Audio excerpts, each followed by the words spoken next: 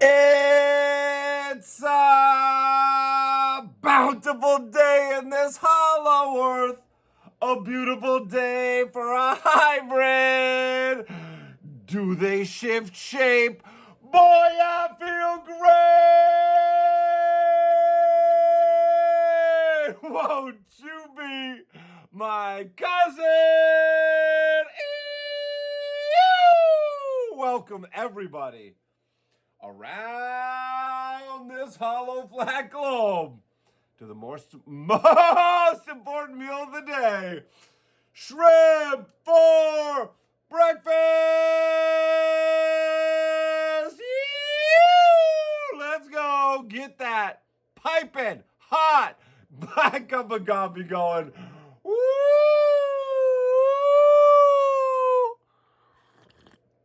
And those dag homegrown greens, y'all, packed up in the packs 3. Woo! Crack this window a little bit. Woo! Feeling a little tired today. Had, my eyes better. Update. Went to the doctor. Look at this. Ooh, my pearly whites, my pearly blue white eyes. We back, baby. So I'll be back drawing today. If you watched the previous Shrimp for Breakfast, you saw I got a vicious eye poke on Monday. And have kind of been out of commission. I was reaching into the indoor plants in the jungle room. We got the jungle room with the walls painted green and tons of plants in there. And I was checking the moisture of the soil, as one does, taking care of the plant friends that we live with.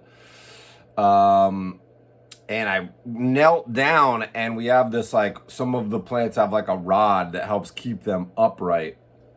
And this one was green, and it matched the color of the leaves of the plant. So when you're over it and the rod is just a dot, it's actually really hard to see. And I accidentally just jammed it right up in between my eye and my eye socket, and immediately was like, oh! But and then I got double vision. I had double vision for what? Today's Thursday till through yesterday. Yesterday morning still had it. So that was a little wild. Never had like an eye poke bad enough to have double vision for multiple days. Had to rock the eye patch, which is hilarious. Love a good eye patch, but the thing is, it's discombobulating. Like, first of all, my right eye is my dominant eye. And your brain is really used to having two eyes if you have two eyes.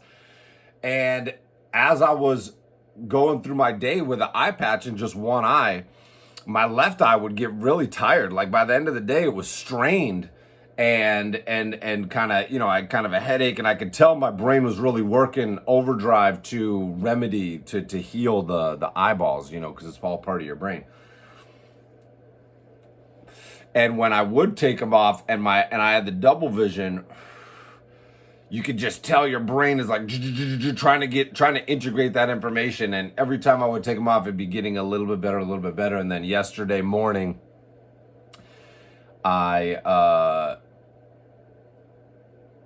yesterday morning,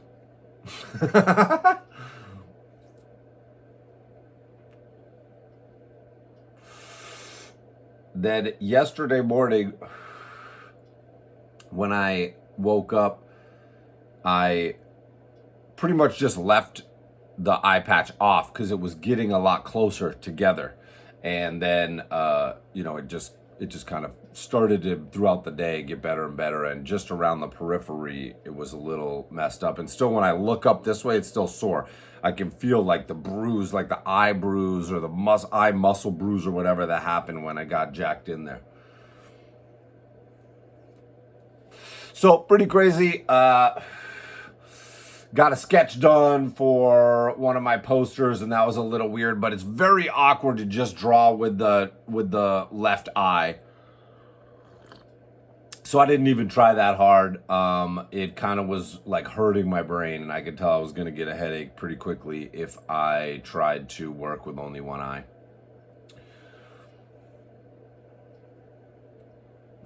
So in the long term, you definitely get used to it. Shout out to anybody with one eye. Let's hear about if anybody's only got one eye out there. Where my Cyclops at? Yeah, it would definitely be interesting to get used to. You feel much more vulnerable for sure with one eye. You're very aware that like if that one gets put out, you're like, that's it, you know? It's funny. And then like you're also used to having both eyes to triangulate depth, and the depth is way off. So you're reaching out for stuff and you're like short of it, you're not grabbing it. And then when you're walking around, it just feels a little almost vertigo-y. It feels a little wonky and a little like dreamy and a little like you're watching like a first-person movie or something when you're walking through the world. It was pretty odd the last couple of days. My brain was really tired and it was very discombobulating.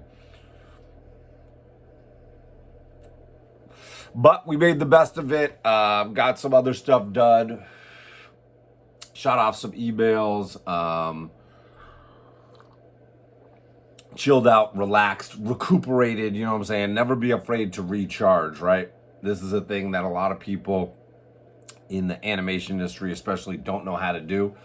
Like a really healthy recharge, you know, not just like oh, I'm out of work and now, you know, I'm stressed out at work and now I'm gonna scroll all night and stay up late and get exhausted, right? That's not a proper recharge. Proper recharge, getting rested up, letting your body do the healing it needs to do, whether it's mental or physical or emotional or spiritual, whatever it is. If you're just totally burnt out, knowing like, hey, I'm going to take a few days off, just vibe out, just, you know, hike around, chill out outside, soak up the sun rays, go to the beach, you know what I'm saying? Maybe just, lay in bed, you know, watch some shows, watch a movie, something like that. Something that really is a passive activity, right? Active relaxation, more outside, more hiking, more basketball, more hitting the pond. Passive relaxation, more catching a little movie, watching a little movie with the kiddos, you know what I'm saying? Do a little toy setup. You know I gotta bust out the Joes. We got so many of the G.I. Joe classifieds. Shout out Hasbro for the current line of Marvel Legends and G.I. Joe Classified, and I mean it's all just the, you know, the G.I. Joe Retro, G.I. Joe Classified, whatever. Big shout out to Hasbro, you're killing it. Hit your boy with that Nemesis Enforcer, hit your boy with that Nemesis Immortal. I need that shit, let's go. I definitely need a Once a Man Cobra Commander. Hook your boy up. Give a shrimp a snake. When you give a shrimp a snake, he wants a Nemesis Enforcer. Where my globulus at? What are we talking about, y'all? Oh shit. And of course, this video is brought to you by me. So let's get a little plug in for the Lost Forest coloring book, y'all. The breakout coloring book hit of the summer is now the must-have back to school coloring book of all time. The most back to school coloring book. Bored at school? Color this book. It'll save your life. This book could literally save your life. You could die of boredom if you don't have this book. And you could literally become a professional artist, a professional background colorist by getting this book. Practice like a pro, right? Lots of people color in my drawings on shows for a living. Now you can too. Ha ha ha! What up, y'all? Speaking of animation, the Plankton movie that I worked on should be coming out soon. I did a ton of biz dev for this Plankton movie that's going to come out. I got invited to the wrap party this week, so hopefully it will be coming out pretty soon. It's going, I think it's just going to pop up on Netflix.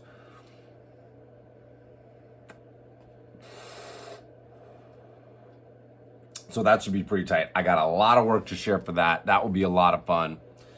Can't wait. That was a long time ago, man. That was during the pandemic. Yeah, it had to be 3 years ago now. Maybe 3 years ago now. I was the first artist on the production with my homie Sue Mont as the art director. I'll talk more about it. I shouldn't talk too much about it. I don't know what people know and don't know and whatever's been announced or whatever. But it looks like it's going to be really good. Looks like it's going to be really fun. A bunch of other dope people worked on it. And if what I did made it into the movie, it's going to be pretty fucking sick. All right. So, I heard a great quote the other day. Not even a quote, just someone talking about something. I don't remember what it was. It was like on a podcast. Y'all ever heard of a podcast? And they were saying that, life expectancy is like mid-70s. So, really, 38 is midlife, right? And that'll make you think a minute. You go, oh shit, I don't know what y'all have in your mind, but for some reason I've always had that 100 number in there, so 50 would be midlife. But the way your boy grew up, the way your boy spent some of his high school and college years, and some of the mostly high school, that dark, self-destructive time definitely took some years off my life there. Definitely into college a bit.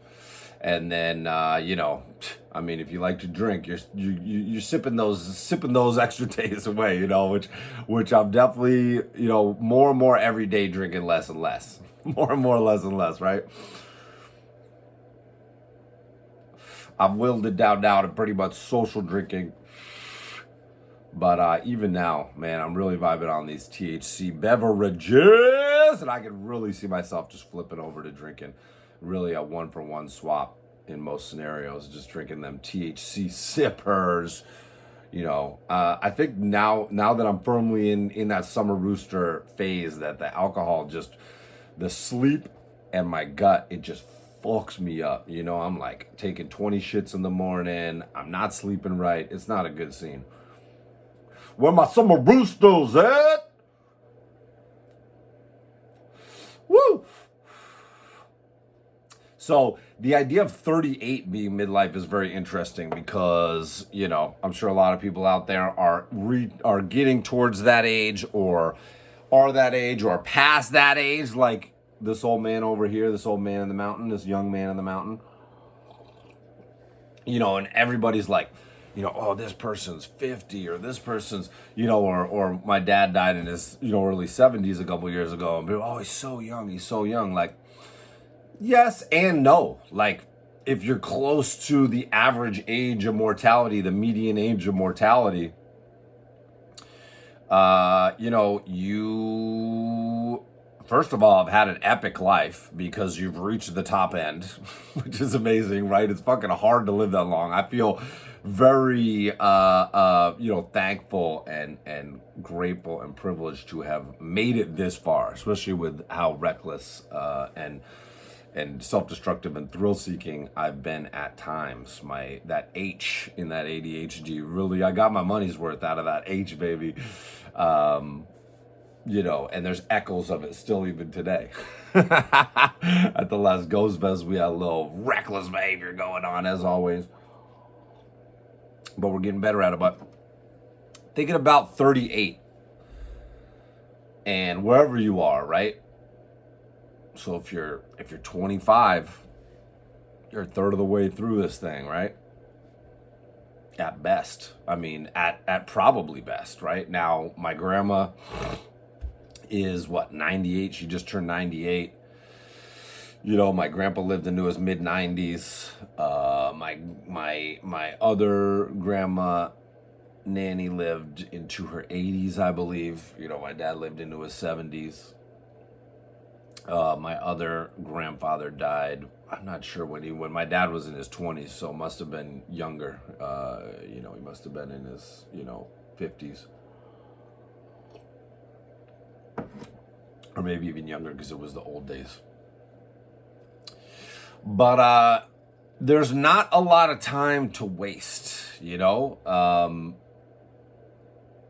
especially with the way things are ramping up, right? The time is just going so fast now, if y'all feel that, with the amount of things people are doing, the amount of time you have to hustle, the amount of things you have to do every day. Life is definitely getting more complicated and ramping up, I think, for most people.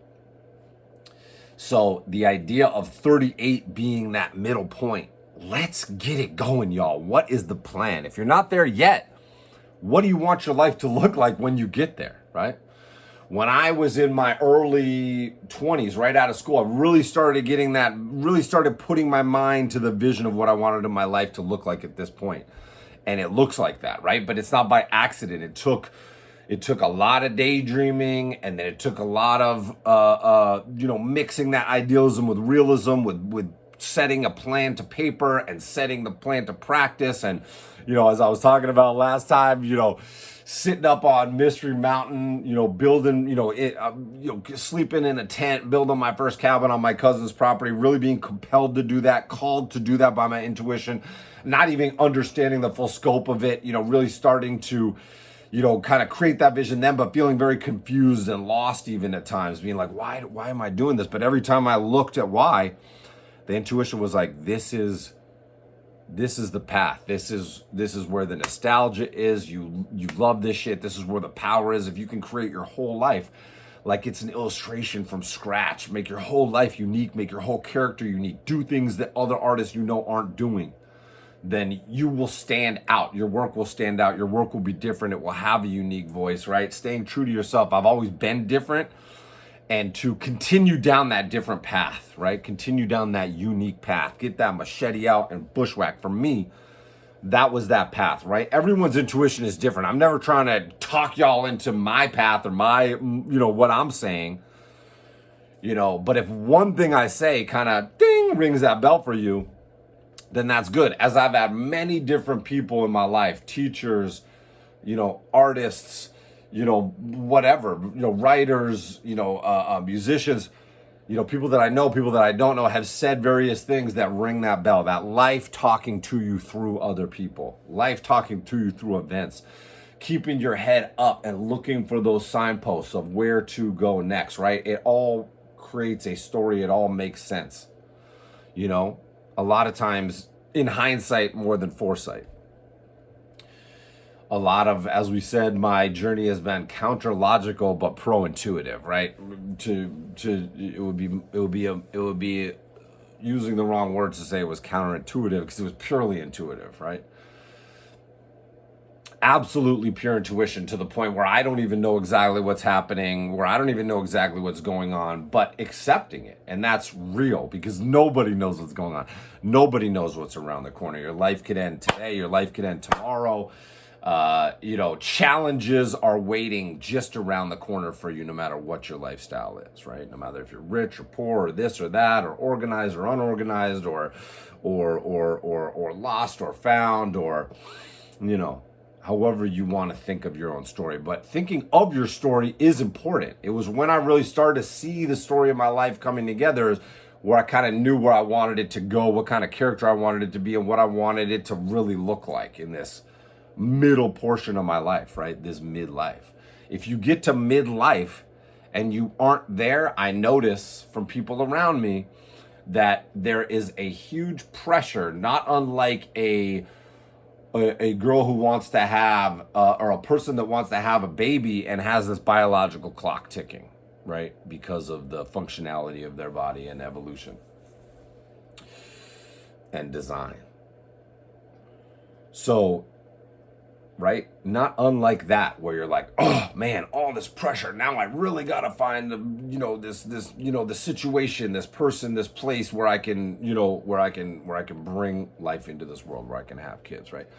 That can be a real big pressure on someone time-wise, and it can even psych them out and even make that discerning what the good situation is harder, right? I've seen that happen, and I see it happen with people that get into their 30s and especially their 40s, and aren't on their chosen path. They have had their path chosen for them by circumstance, probably by the best financial situation they could figure out.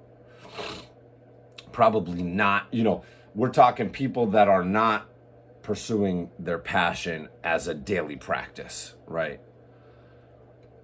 For a living, or have created a life where maybe they make a living over here, but they can still spend a lot of their time doing, right? Like right now, Athena is, our friends own this restaurant, Blackbird Bistro, shout out, and Athena bartends there Friday and Saturday night, right? Over here, over in the next town, over in Craftsbury, Vermont. Talk about that Northeast Kingdom. Come to visit, y'all. It's fucking beautiful. So she works 2 nights there, right, to bring in some income for the fam. And then all the work week, all the work days, she's in her metalsmithing shop right across the brook. And she's, making her jewels, right? Athena Bandit Jewelry, check it out, right? Is it, I don't know what her website is, but if you Google Athena Bandit Jewelry, you should find it on Instagram. I share her stuff. She's got a website. Get at her, buy her jewels. They're amazing, right? So that's a scenario where you're still pursuing your path. You're kind of splitting the difference while you're working your way there, right? She's had different scenarios where she's, working it because we had the family before she had her career fully fleshed out. Now she's, we're always working as a team to try to get her that time, right? But people that are fully removed from working on their passion on a daily basis, on a weekly basis, really building on those skills and fulfilling that thing, right? If I don't draw for even these last couple of days, I start to feel weird. I'm like, oh, like if I take a week away from drawing, like I feel I feel like I don't feel like myself. So I can imagine that when people are, I know this from my siblings. My siblings both just had like good corporate jobs, right? And, with good companies and, and then they got laid off, they both got laid off in the same time frame. Probably a lot of people are getting laid off recently. And, they are jobs that they don't involve their passion. My siblings don't know what their passions are. They don't use their intuition. They're lost when it comes to that. They deeply crave it. They want it. They talk to me about, me and my bro will be talking and he'll be like, oh, I'm feeling really low right now. I don't know where how to pivot, how to get out of this. I'm, for years and years and years previous to this saying, oh God, I really don't, like my job. It's really become something I don't want to do, but I don't know how to get out of it. Right. And then, my sister's similar situation. There's so many other people I know that are in the situation of having a good income. This is what we think of as bad money. Bad money is money that drains you down, that weighs you down, that burdens your soul, because it's paying your bills, it's putting shelter over your head, it's putting food in your mouth, but it's not making you feel fulfilled. It's not inspiring you. It's not leveling you up as a human. It's not fitting into the vision of your dream life, right? You're more or less just spinning your wheels. You're more or less just treading water, right? And then especially once that, so that, when my siblings got laid off, they're like, oh, this is a blessing. Oh my God. This is my chance to get out, right? And I'm like, yes, let's go. Like I'm always talking to them about this shit, right? But then that financial pressure comes back in and, now my brother's talking like, nah, it's not the time to change. It's not the time to pivot. It's not the time to pursue my dream career. It's not the time to pursue my passions. I'm going to try to figure it out the best I can. But it really doesn't work. You're never going to get there by putting it off. And if you're already, in that midlife zone, if you don't do it now, chances are you're never going to do it ever. And you're going to look back at the end of your life and go, man, I wish I had a do-over, right? I'm sure a lot of people are proud of certain things they did, supported their family, good husband, good father. That stuff's all super important too. So shout out to everybody pulling that off. But to me, and I had this insight before I ever really entered my career, is I want to show my children and my wife and the people around me that the role model I want to be isn't to pay the bills. The role model to me is to pay the bills doing what I love. That was the bottom line. There was never any other choice but that. After I left school, and even when I was in school, I was already starting that work. But I was like, I'm never doing a non-art related job again. Like, this is it. And I'm never making art that I wouldn't do for free for myself, for free for a friend, for like if I would rather sit down and draw for myself for free than do this thing, then I shouldn't waste my time with it. I shouldn't bother with that, right? And that's called respecting your potential. And that single thing is what allowed me to have the career I've had. And it wasn't, once I made that decision, it wasn't any harder to do that, to go out and get that work and do that work, right? If you're starting from zero, then to go get bad work and to go get good work, does going to get good work maybe take a little bit more hustle, a little bit more creativity, a little bit more ingenuity? Yeah, maybe, to climb up and get that better fruit up top. But I'm not trying to eat that rotten fruit on the ground, right?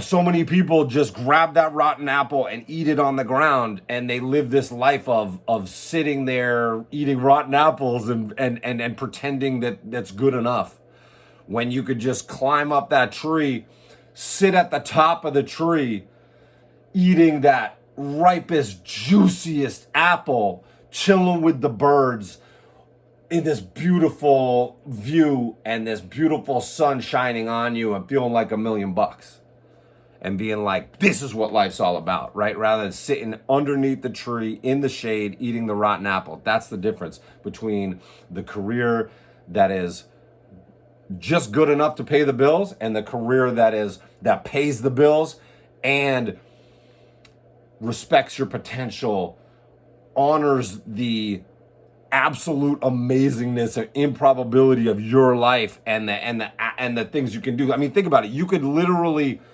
there are infinite versions of you doing infinite versions of your life out there in other realities right now. Doesn't that make you think you could be one of the versions of you that does something with your life? Right? Not like there's other people. Well, they're not me. There's other versions of you that are living better versions of it. Like the passionate versions of your life, right? Just like there's me that didn't make that decision and that got stuck with a boring art career. And in that reality, no one knows who I am. No one cares who I am. Nobody cares what I've done, and, I don't have a body of work, right? I don't have a career. And when you think back to the beginning of when you thought about being an artist, what kind of career did you want to have? What did you picture? Was it that? Was it just to get a check and to pay the bills and to just hold an art tool in your hand and while you sat at the desk? Was that it? Or was it to plumb the depths of your fucking personal mythology, or create your unique vision of the world, just like the artist that you look up to, just like the artist that inspired you to make art, right? There are other versions of you doing that. You can do it too. You are you. There are other versions of you right now in parallel worlds, in parallel realities, in parallel dimensions that are doing the stuff that you want to do. If you can just sit down and figure it out and then pursue it, right? If I can do it and I could barely make it through high school, you can do it, right?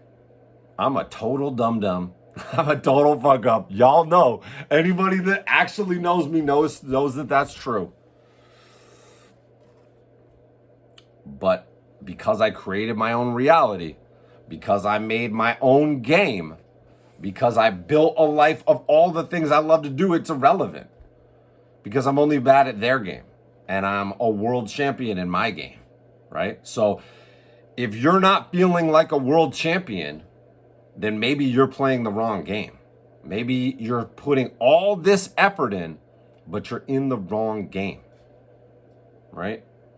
And you need to sit down and figure out, what is the game that I was put here to play? What is my purpose? What is my story telling me? What is my nostalgia telling me? When I dreamed about when I was a kid, when I had no parameters, when I had no limitations, what were the things that I imagined would be an amazing way to spend my magical life on this earth? Because it is magical. Right? If you've been brainwashed into thinking that your life is normal and boring and logical and practical, then I feel bad for you and I release you from the spell. Because life is magical, it's mystical, it's infinite, it's changing, it's evolving, it's creative, it's imaginative, it's a giant creative brainstorm that you are a particle of, that you are participating in. Are you a rotten apple or are you a fucking gleaming fruit, y'all? Let's fucking go, y'all! Fucking shrimp for breakfast! Yo! All right! Let's go!